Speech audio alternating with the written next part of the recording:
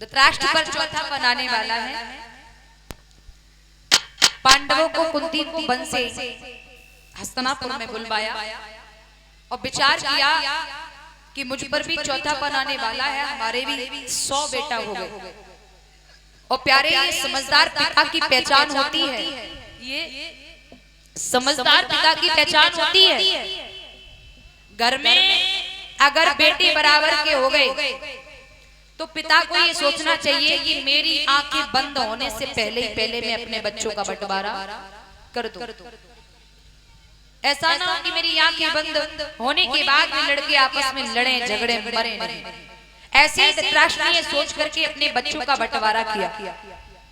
अपने 100 बेटों को हस्तिनापुर दे दिया और पांडवों को खंडित वन दे दिया। जैसा नाम है वैसा दृश्य भी है, बनी है। पांडवों ने मेहनत करके जैसे तैसे वहां एक सुंदर नगरी बनवा ली, सुंदर नगरी। उस नगरी का गृह प्रवेश यज्ञ करवाया, उन महलों का गृह प्रवेश यज्ञ करवाया। जब गृह प्रवेश यज्ञ हुआ तो कृष्ण के कहने पर युधिष्ठिर ने दुर्योधन के पत्र लिखकर भेजा, आप भी आ जाए यज्ञ में भाग ले ले। दुर्योधन आया, यज्ञ में सम्मिलित हुआ, लेकिन दूर से ही महलों को देखकर अंदर ही अंदर जल गया। इतने सुंदर महल बना लिए इन्होंने। लेकिन प्यारे पांडवों ने उन महलों के अंदर एक बहुत बड़ी करामात रखी थी, पता है क्या? जहाँ जल वहाँ थल, जहाँ थल वहाँ जल। ये बात दुर्योधन को मालूम नहीं थी। ये बात दुर्योधन को नहीं मालूम थी।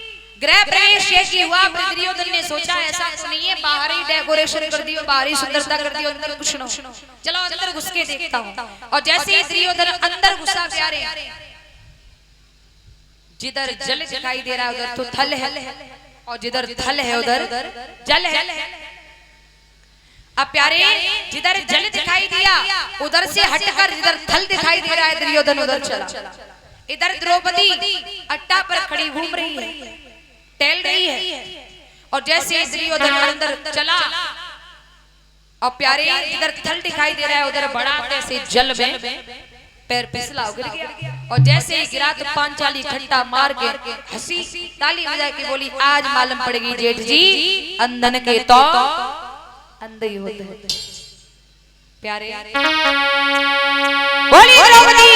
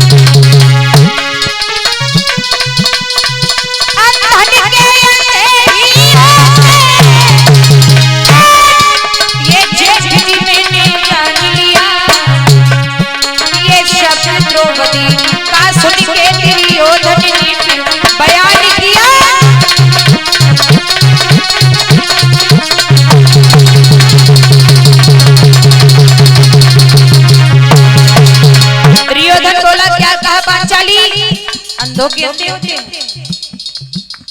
महाराज विद्वानों का मत है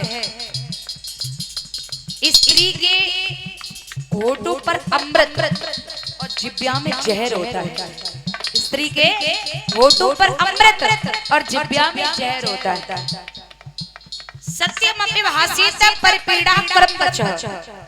प्यारे दूसरे को दुखदाई वचन सत्य होते हुए भी हमें आपको बोलना नहीं चाहिए। जैसे कोई भैया जाटव हो, जाटव तो आप जानते हैं ये जाटव है, कोई मेहतर हो आपको मालूम है ये मेहतर है, और फिर भी आप जानबूझ करके कह रहे हैं मेहतर ए भंगी पीछे, तो ये गलत बात है ना। सत्यमपि भाषेत परिपीड़ा कर्मच। दूसरे को दुखदाई वचन सत्य होते हुए भी हमें आपको बोलना नहीं चाहिए। लेकिन प्यारे द्रौपदी क्या कह रही है?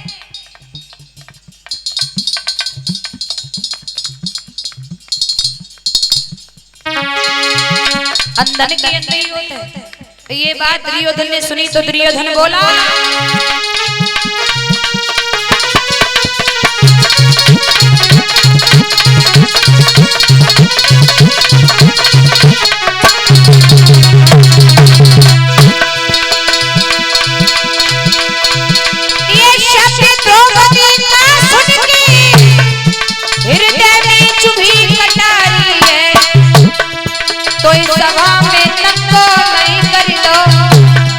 दुर्योधन नहीं बलधारी है।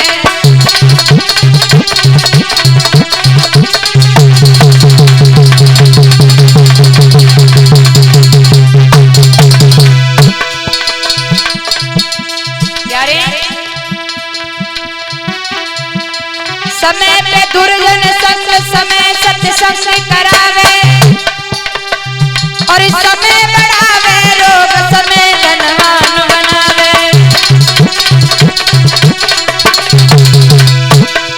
अरे समय पे होवे मिलन सवे बिछुड़न करवावे।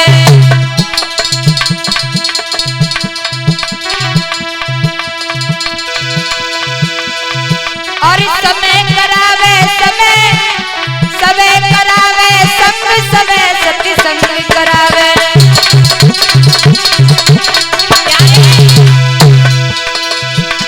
एक दिन रावण ने 10 दिशा जीत ली, एक दिन शीश के कटे गए रण में, एक दिन अर्जुन ने महाभारत जीत लो, एक दिन गोपिका लूटी भीलन में।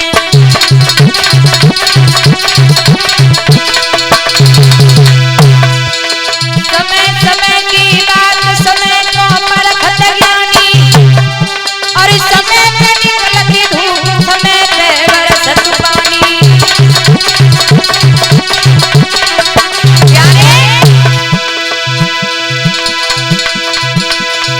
अरे नैन बिना तेरी है सुनी किला जहां पे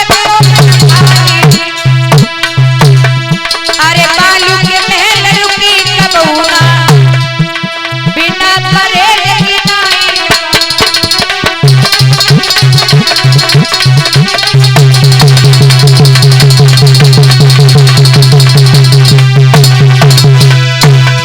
अरे वो भाई कब नाई पन पे जब बालक चटोरे बालक चोर चटोर लुगाई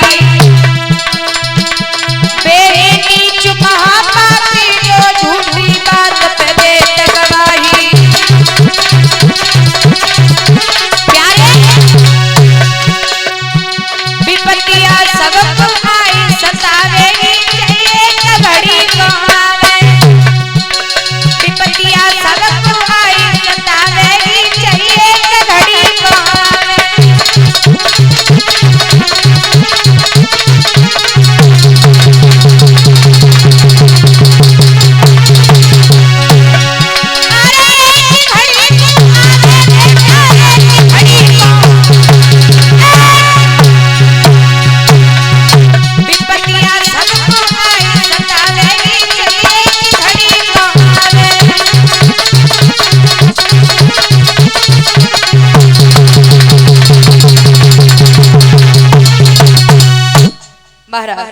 दुर्योधन ने कहा क्या कहा पांचाली अंधों के अंधे होते। इस अपमान का बदला भरी सभा में तुझे निर्वस्त्र करके नहीं लिया तो मुझे भी धृतराष्ट्र का बेटा मत भैया। इतना कहकर दुर्योधन पैर पटकता हुआ हस्तिनापुर में आया। मामा शकुनी ने दुर्योधन को देखा, जवाब दिया क्या बात है भांजे बड़े उदास लग रहे हैं। माँ माँ माँ माँ प्यारे माँ माँ एक तरफ देखा जाए तो